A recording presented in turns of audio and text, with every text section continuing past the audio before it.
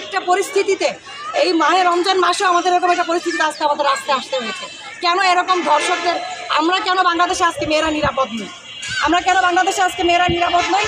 আসিয়ার ধর্ষকদের ফাঁসির দাবিতে আমরা দ্রুত কার্যক্রম করার জন্য দেশবাসীর কাছে এবং বর্তমান সরকার, অন্তর্বর্তীকালীন সরকারের কাছে আমরা আহ্বান জানাচ্ছি যে দ্রুত আসিয়ার ধর্ষককারীদের ফাঁসির দাবি কার্যক্রম করুন।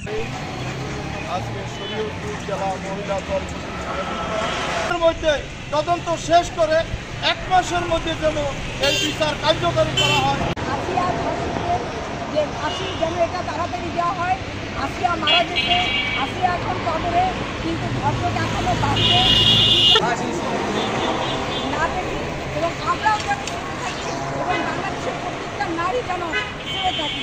এই জন্যই আমাদের এই প্রতিবাদ মিছিল।